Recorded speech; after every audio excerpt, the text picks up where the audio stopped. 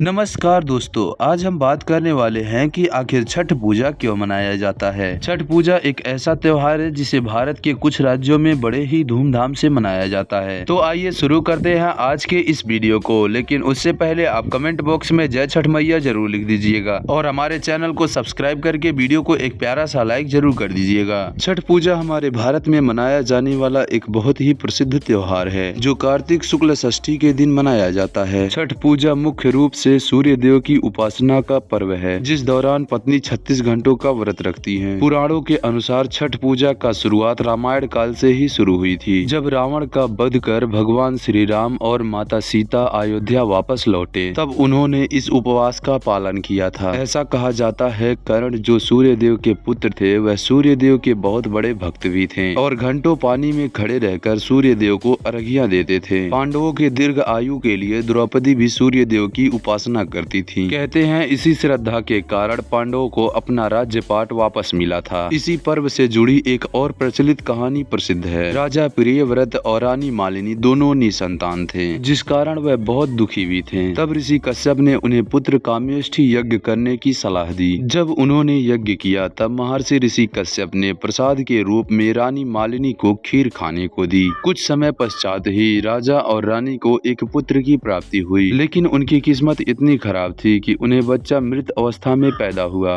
और राजा जब अपने पुत्र का मृत शरीर लेकर शमशान घाट पहुँचे और अपने प्राण की भी आहुति देना चाही, तब वहाँ पर देवसेना यानी छठ मैया प्रकट हुई, जिन्हें षष्ठी देवी के नाम से भी जाना जाता है। और उन्होंने राजा को बताया कि सच्चे मन से विधिवत जो भी उनकी पूजा करे वह उनकी मनोकामना को पूरी करती हैं। उन्होंने राजा को सच्चे मन से पूजा करने की सलाह दी। इस बात को सुनकर राजा ने षष्ठी देवी की सच्चे मन से पूजा की और व्रत कर उन्हें प्रसन्न किया, और देवी ने उनकी पूजा से प्रसन्न होकर उन्हें पुत्र प्राप्ति की वरदान दी। कहते हैं कि राजा ने जिस दिन देवी की पूजा की वह कार्तिक मास के शुक्ल षष्ठी का दिन था, और उस दिन से आज तक इस पूजा की प्रथा चलती आ रही है। और आज भी लोग इस पूजा को संतान की प्राप्ति, सुख समृद्धि और परिवार की दीर्घायु के लिए करते हैं। छठ पूजा के 4 महत्वपूर्ण नीति होते हैं। पहला दिन नहाए खाएं। इस दिन सबसे पहले घर की सफाई कर उसे पवित्र किया जाता है और पत्नी नहाकर अपने शरीर को पवित्र करती हैं। उसके बाद शुद्ध और सात्विक भोजन कर अपने व्रत की शुरुआत करती हैं। इस दिन चना की दाल, लौकी की सब्जी रोटी के साथ खाई जाती है। इस दिन पकाए खाने को सबसे पहले व्रती खाते हैं, उसके बाद परिवार के सदस्य खाते हैं। घरना। छठ पूजा का दूसरा दिन है घरना। इस दिन व्रत रखी स्त्री पूरे दिन का उपवास रखती हैं, जिसमें वह ना कुछ खा सकती हैं और ना कुछ पी सकती हैं। शाम को प्रसाद के रूप में गुड़ वाली खीर बनाई जाती है, जिसे रसियाव कहते हैं, और जिसे पूजा करने के बाद